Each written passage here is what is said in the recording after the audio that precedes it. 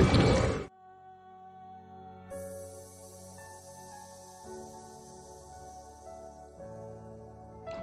beautiful souls, it's your girl Shashi Shu. Welcome back. So, hari ini saya akan ceritakan tentang sebuah kisah yang menjadi viral di seluruh dunia di mana seorang kanak-kanak berusia 5 tahun jatuh dalam pergi sedalam 32 meter. 32 meter guys. Dia berada di rooftop sebuah bangunan yang paling, and from up there you see down. So macam itulah kedalaman pergi itu.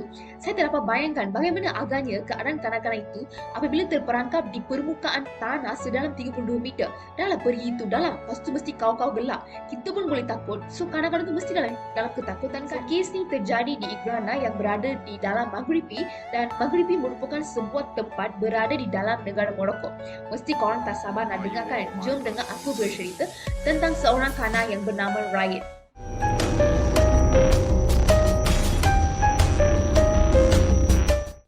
So, kes ni telah berlaku pada 1 Februari 2022, iaitu 10 hari yang lepas, di mana seluruh dunia telah tergempak dan turut sedih dengan peristiwa yang menimpa Ryan yang baru berumur 5 tahun guys.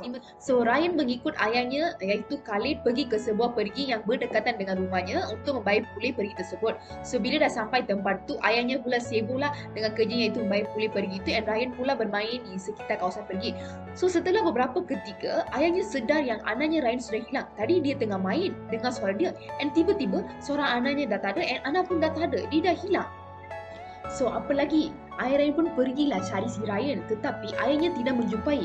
Setelah puas mencari, barulah ayahnya sedar yang anaknya itu telah jatuh ke dalam perigi kering itu.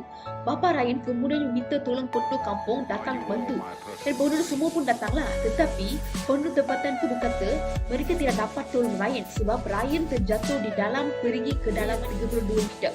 Dalam pergi itu dalam, and then lubang pergi itu pun sempit dan kecil kerana dia hanya berukur 25 cm guys, 25 cm. So lubang tersebut bertukar menjadi semakin sempit mengikut jalannya. So ayah si Ryan itu dah risau, anaknya dalam masuk, terjatuh ke dalam pergi yang 32 meter. And ayah dia pun kemudiannya menelpon agensi penyelamat. So bila pasukan penyelamat sampai di tempat kejadian, mereka memasukkan kabel ke dalam lubang tersebut untuk memastikan Ryan dalam keadaan selamat. So footage menunjukkan lubang itu semakin mengecil mengikut jarak macam saya kata tadi. Jadi pasukan penyelamat tidak boleh turun untuk menyelamatkan Ryan. So pasukan penyelamat keluarkan dua option. First, masukkan pasukan penyelamat dalam lubang untuk menyelamatkan Ryan, and second option itu besarkan lubang perigi. Tetapi option kedua ini tidak boleh dipakai sebab jika perigi itu dibesarkan, tanah yang digali akan jatuh ke atas Ryan yang akan menyebabkan Ryan tertibus. So pasukan penyelamat keluar dengan idea baru iaitu untuk mengorek tanah yang ada di sebelah perigi. Okey, tanah yang ada di sebelah perigi jauh sikit.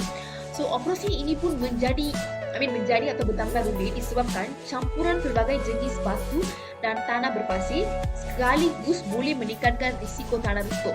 So operasi ini boleh dijalankan, tetapi mereka takut kalau tanah runtuh akan berlakukan. So mereka perlulah berhati-hati ketika mengorek tanah. So pasukan penyelamat pun telah memasukkan oksigen, makanan dan minuman untuk Ryan supaya dia boleh terus. Operasi pun dimulakan. Setelah mula masuk kawasan itu, sebuah helikopter pun turut disediakan untuk membawa Ryan ke hospital apabila dapat diselamatkan. So mereka prepare everything lah. Operasi itu berjalan selama 5 hari dan kawasan itu dikelilingi dengan penduduk tempatan yang turut memberi sokongan kepada pasukan penyelamat untuk membantu untuk keluarkan Ryan lah. They give full support to the pasukan penyelamat. So 5 hari selepas penggalian, pasukan penyelamat pun telah menjumpai Ryan selepas mengorek, namun malang tidak berbau. Ryan telah didapati tidak bernyawa. Satu dunia kongsi rasa pilu dan turut terkesan dengan apa yang terjadi kepada Ryan. So Raja Maghribi King Mohammed menyampaikan rasa duka cintanya kepada keluarga Ryan ekoran kematian itu. So after pengalian semua tu baru mereka dapat tahu, dan makanan dan minuman yang mereka hantarkan, pasukan penyelamat hantarkan untuk Ryan makan tu tidak disentuh oleh Ryan. So pengajaran ke sini adalah ibu bapa perlu berhati-hati dan sentiasa mengawasi anak-anak mereka sebab mereka tu masih kecil dan mereka tidak tahu apa, they don't know anything. So for me, I think ayah Ryan tu tidak patut bawa Ryan ke tempat begini sebab tempat tu it memang bahaya. So anything can happen, but we can't do anything. So it happens on God's will. So Ryan pun dah tidak bernyawa. Harap korang enjoy this video. Don't forget to like, comment, share and subscribe. Di mana ada jenayah, di situ ada saya.